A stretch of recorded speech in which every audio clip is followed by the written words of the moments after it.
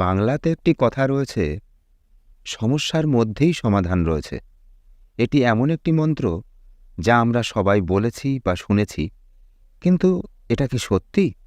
অনেক মানুষ সমস্যার সামনে দাঁড়িয়ে শুধু অপেক্ষা করে এবং আশা করে যে সমস্যাগুলি নিজেরাই সমাধান হয়ে যাবে। সাধারণ মন্ত্র, চিন্তাভাবনা হলো সমস্যা এড়ানোর সর্বোত্তম উপায় হলো অপেক্ষা করা এবং আশা করা যে সমস্যাটি নিজেই ঠিক হয়ে যাবে। কিন্তু এটা কি সত্যি? অসুবিধার মুখোমুখি হওয়া এবং তাদের মোকাবেলা করা কি সত্যিই এত সহজ? এই ভিডিওতে আমরা কথা বলবো সমস্যাগুলি সম্পর্কে। দাঁড়িয়ে থাকা এবং অপেক্ষা করা সর্বোত্তম বিকল্প নয়। আমরা আপনাকে শিখিয়ে দেব যে সমস্যার মুখোমুখি হওয়াই তাদের সমাধানের সঠিক এবং কার্যকর উপায়।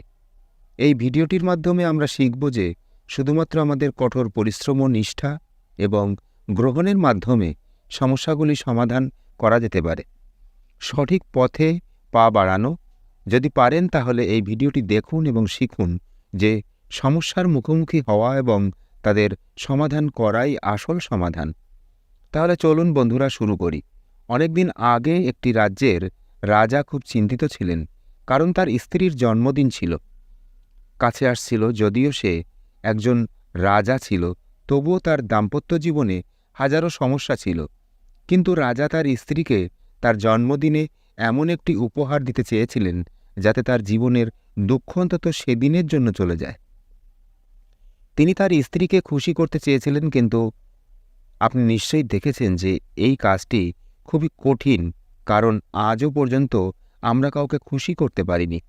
আমরা যতই চেষ্টা করি না কেন, আমরা কখনোই কাউকে খুশি করতে পারিনি, কারণ এটিই সুখ, না আমাদের সাথে না অন্যের সাথে। আমাদের কাছে নেই। আমরা কিভাবে অন্য কাউকে দিতে পারি?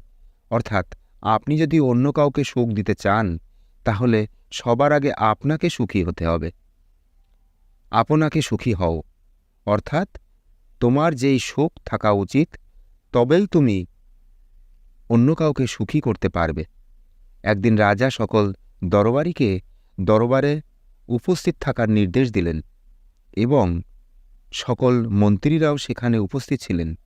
তখন রাজা সবাইকে জিজ্ঞাসা করলেন তার স্ত্রীকে তার জন্মদিনে কি করে খুশি করতে পারেন, তার পরামর্শ দিতে।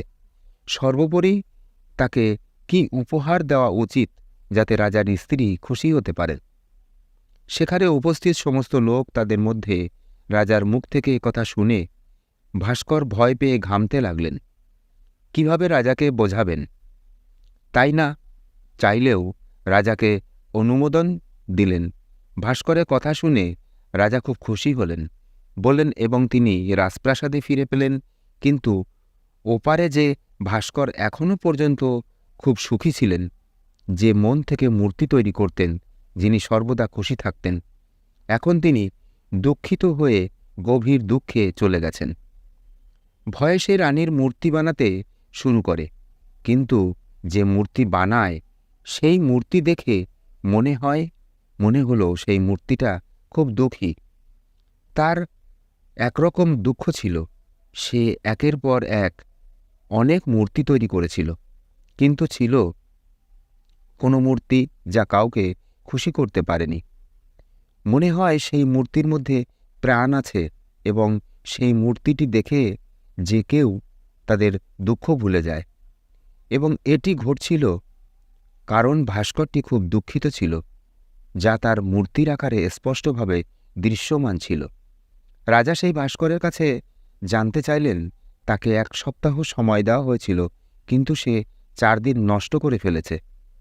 এখন তার মাত্র 3 দিন বাকি আছে। যা ভাবতে ভাবতে ভাস্করের গলা শুকিয়ে আসছে। ভয়ে এখন তার হাত পাও কাজ করতে হবে। তার হাত ব্যবহার করা বন্ধ করে দিয়েছিল। সে এমনকি হাতুড়ি এবং একটি ছেনি ব্যবহার করতে পারেনি, এবং সে তার ভবিষ্যৎ দেখতে পায়। সে দেখতে পায় যে রাজা তাকে মৃত্যুদণ্ড দিচ্ছেন। তারপরে তার পরিবারের কি হবে? কে দেখবে তার পরিবারের কথা? ভাবতে ভাবতে ভাস্করের মন অস্থির হয়ে উঠল। তারপর সে একটা প্ল্যান করল যে সে তার পরিবারকে সাথে নিয়ে রাতেই গ্রাম ছেড়ে চলে যাবে। এই ভেবে সে সাথে সাথে বাড়ি ফিরে সমস্ত জিনিসপত্র গুছিয়ে তার স্ত্রীকে প্রস্তুত করে এবং তার ছেলেমেয়েরা এবং বাড়ি থেকে বের হতেই তিনি দেখলেন রাজার সৈন্যরা সেখানে অবস্থান করছে।